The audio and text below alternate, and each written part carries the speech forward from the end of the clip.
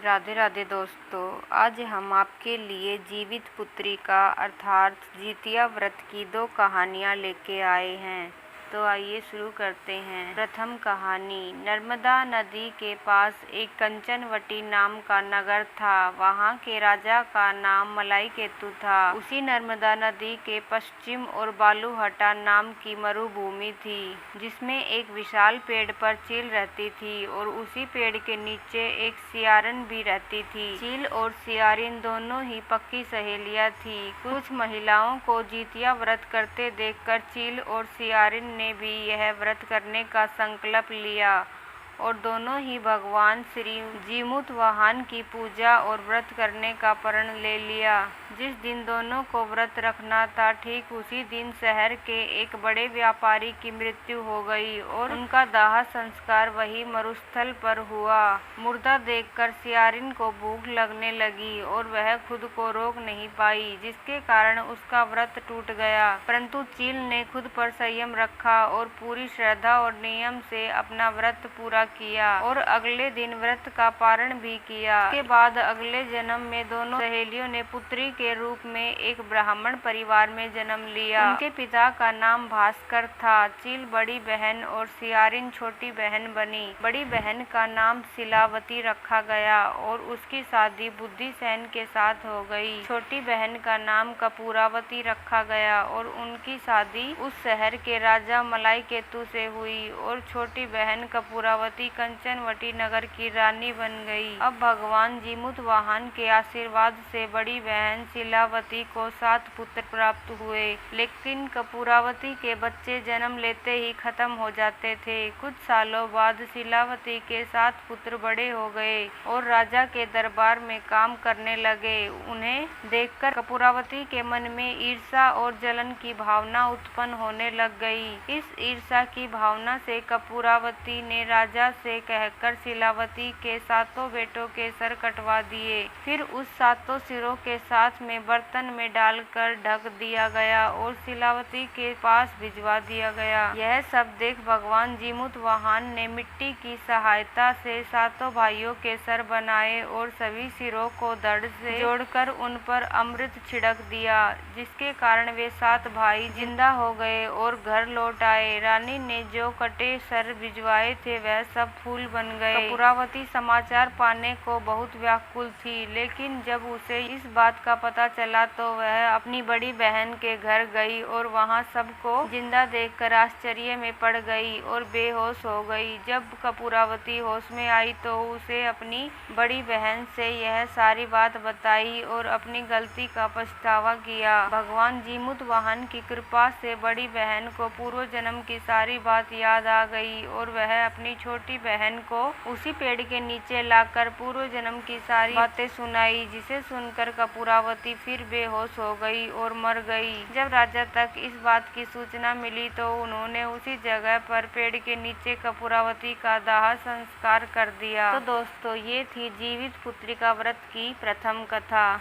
दूसरी कहानी इस प्रकार है। 2 बहनें थी, एक का नाम था सुखिया और दूसरी का नाम था दुखिया। दोनों के भाग्य उनके नाम जैसा ही था। दुखिया गरीब थी और वह बहुत ही दुखी रहती थी। सुखिया अमीर थी और हमेशा सुखी रहती थी। दोनों एक ही गांव में रहती थी। दुखिया सुखिया के घर में काम करती थी, साफ सफाई करती, खाना बनाती और जो खाना बच जाता था वह खाना सुखिया दुखिया को दे देती थी। इसी तरह दुखिया का घर चलता था। समय बीतता गया, दोनों को बच्चे थे। सुखिया को 2 पुत्र थे और दुखिया को भी 2 पुत्र थे। जब जितिया का व्रत आया तो दोनों बहनें जितिया का व्रत रखती थी। दुखिया सुखिया के घर में काम करती थी। व्रत के दिन दुखिया ने सुखिया के घर जो चावल फटका, उसी में जो खुर्दी निकली वह अपने लिए रख ली और साफ चावल सुखिया को दे दिए। फिर साग को साफ किया, बढ़िया वाला साग सुखिया के लिए रख दिया और जो डंठल था वह अपने लिए रख ली। अब दुखिया ने सुखिया के घर का सारा खाना बना दिया और अपने घर चावल की खुर्दी और साग की डंठल लेकर गई। खुर्दी का चावल और साग की डंठल बनाकर वह खाना अपने बच्चों को खिलाया और खुद भी खाया। उसके बाद दुखिया सोने चली गई। आधी रात में एक बूढ़ी औरत उसके घर पर आकर दरवाज़ा खटखटाती है तो दुखिया पूछती है कौन है। तब बूढ़ी बोलती है कि बेटा हम हैं।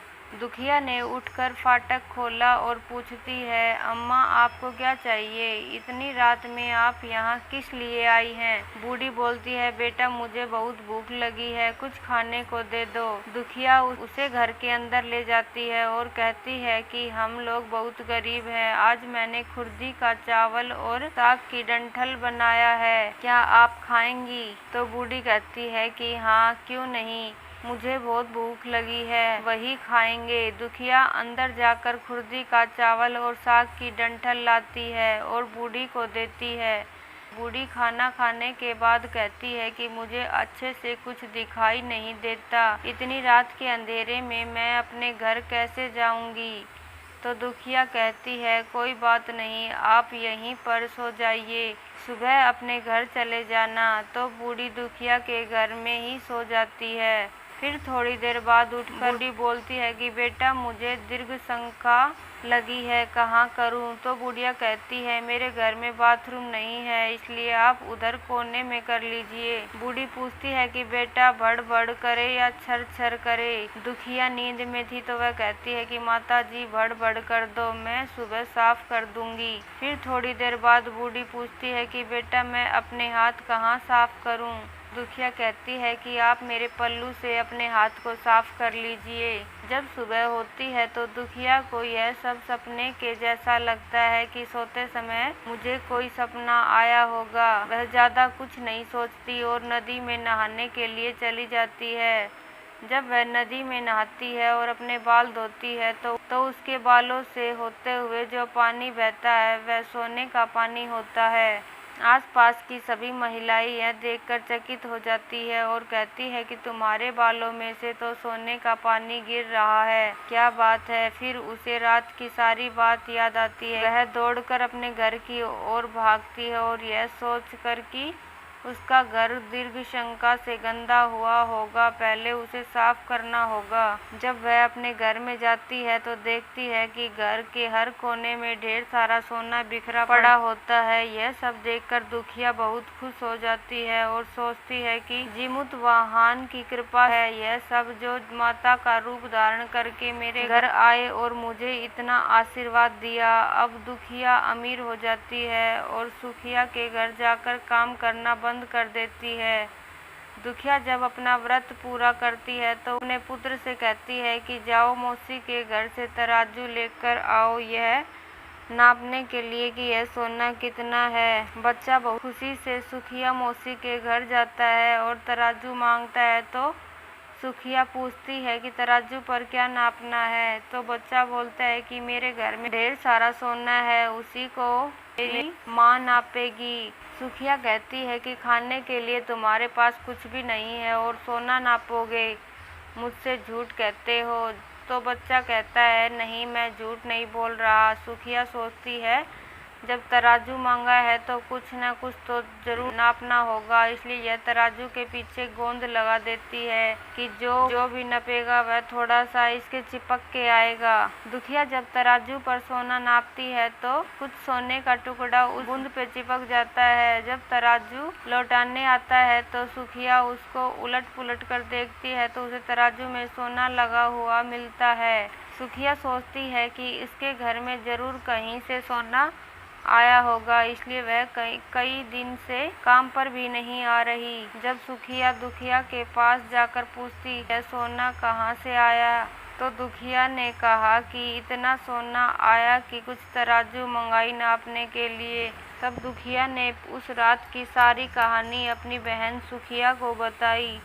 दुखिया का मन एकदम सच्चा था, इसलिए वह सब कुछ बता दिया। लेकिन सुखिया के मन में लालच आने लगा कि दुखिया के पास हमसे भी ज़्यादा धन आ गया, अब अगली जितिया में भी खुर्दी का चावल और साग की डंठल बनाऊंगी।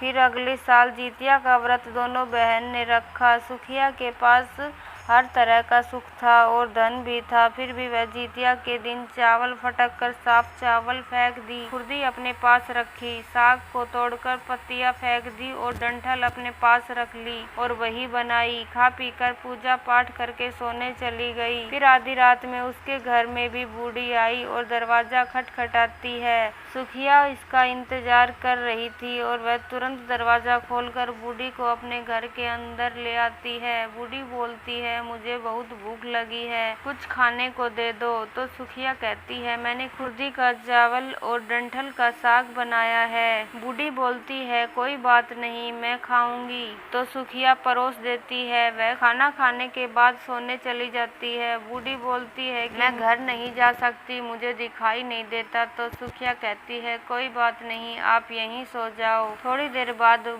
बूढ़ी फिर बोलती है, मुझे दीर्घ शंका लगी है, कहाँ करूँ। तो सुखिया कहती है, वहीं कोने में कर लीजिए। फिर थोड़ी देर बाद बूढ़ी बोलती है कि बड़ बड़ करे या छर छर। इस समय सुखिया को याद नहीं आता कि दुखिया ने क्या बोला था। तो सुखिया बोलती है, माँ छर छर कर दीजिए। फिर बूढ़ी पूछती है कि बेटा मैं अपने हाथ कहाँ साफ करूँ। तो सुखिया कहती है, मेरे सर के पल्लू से साफ कर लीजिए। बूढ़ी अपना हाथ सुखिया के सर में साफ कर लेती है। जब सुखिया सुबह उठती है तो उसका पूरा घर गंदगी से भरा पड़ा होता है और उसके बाल में भी बहुत गंदगी लगी होती है। यह सब देखकर सुखिया बहुत दुखी हो जाती है और उसे बहुत गुस्सा भी आता है। वह अपनी बहन दुखिया को बुलाती है और उसको गुस्सा करती है कि तूने मुझसे झूठ कहा, इसलिए मेरा पूरा घर गंदा करवा दिया। तो दुखिया कहती है कि तूने क्या कहा था, बड़ बढ़िया छर छर। तो सुखिया कहती है, मैंने तो छर छर बोला था। तो दुखिया कहती है, यहीं पर तो तुमने गलती करी और तुम्हारे पास तो सब कुछ था, किसी चीज की कमी नहीं थी, फिर भी तुमने लालच किया। मेरे पास तो कुछ भी नहीं था, तुम्हारे पास तो सब कुछ था। तुम्हारे घर जीत मन बाबा जीमुत वाहन देश बदल कर आए, लेकिन फिर भी तुम्हें उन्हें अच्छा खाना नहीं परोसा।